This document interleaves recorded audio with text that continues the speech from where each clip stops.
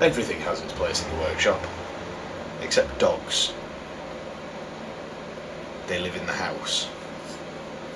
Otherwise they cause chaos.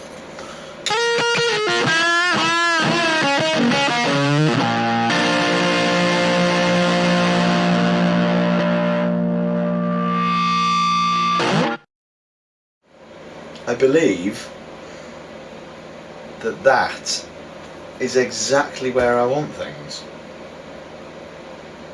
Famous last words, possibly?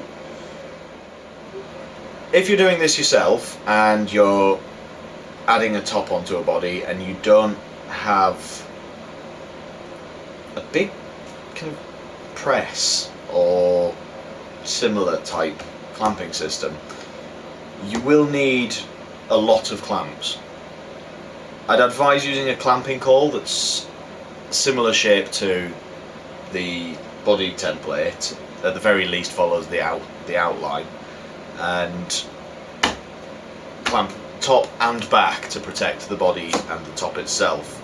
If you clamp down too tight, a lot of clamps, especially if the protective cover on them has degraded or gone missing entirely, they can compress the wood as you clamp it up and leave basically compression figure, which you cannot sand out.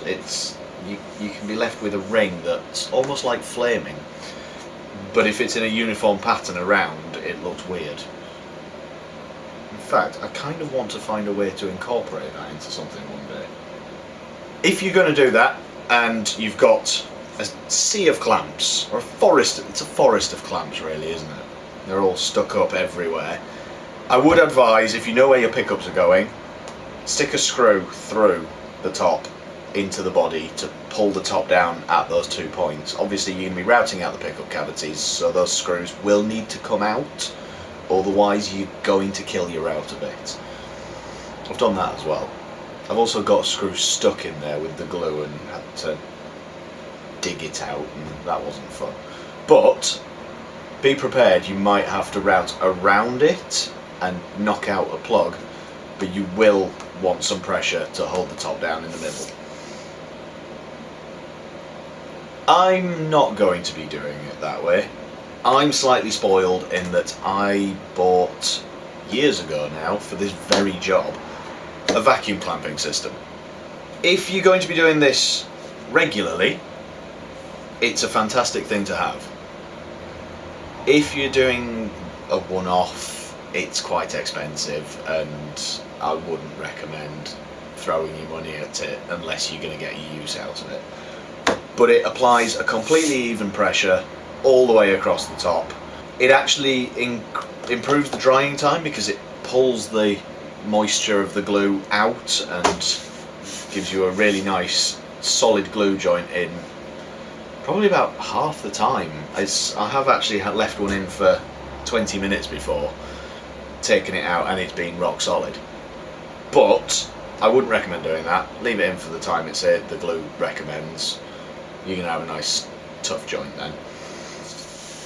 Once these have glued up and I can take the tape off the veneers, all I need to do then is get a flat piece of MDF for the whole body to sit on, set up my vacuum bags, and, well, vacuum bag, I only need one, don't I? If I set up my vacuum bag and the pump, because that's the two parts that make up the clamping system, I then get a kind of plastic mesh that goes over the top of this and allows the air to flow without trapping any bubbles and causing issues.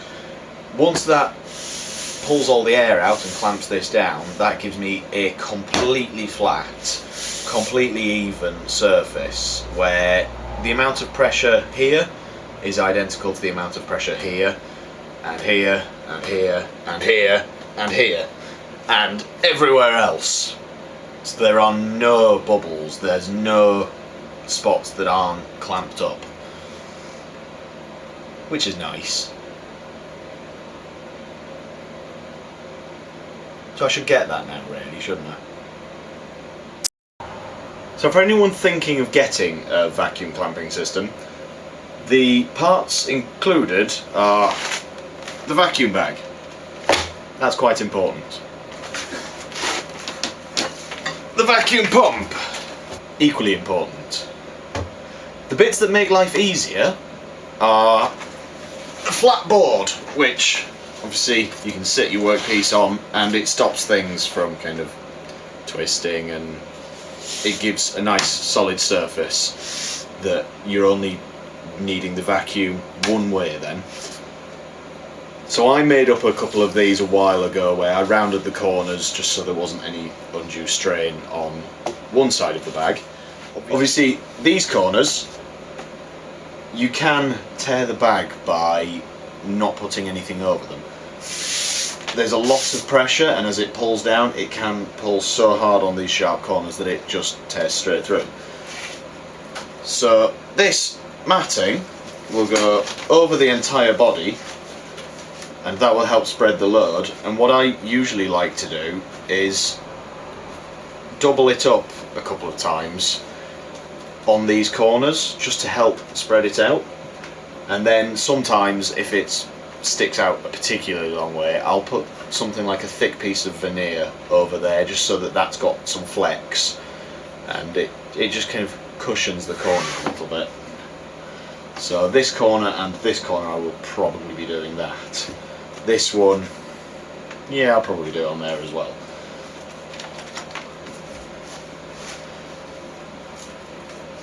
So when I've got all the glue in place, I will probably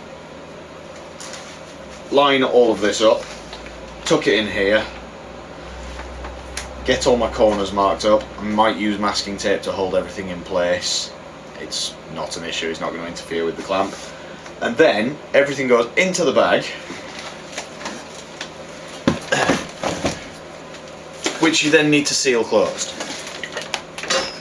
You can get a few different types. Some have got a Ziploc seal, some will fold and fold again, and then kind of they're clamped.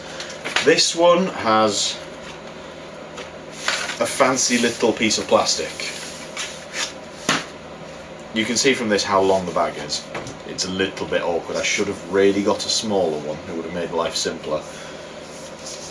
But with this, you pretty much put this underneath the bag, clamp this on top, and just push it down into here. The pressure seals the bag inside with a fold, and it just stops any air getting in or out. In. You're already sucking all the air out. I decided to explain how it works before I start going on with it, because I tend to focus on just getting the workpiece in here and turning on the vacuum, which isn't particularly quiet. So I will go into montage mode for that, just as soon as I've cleared my workbench.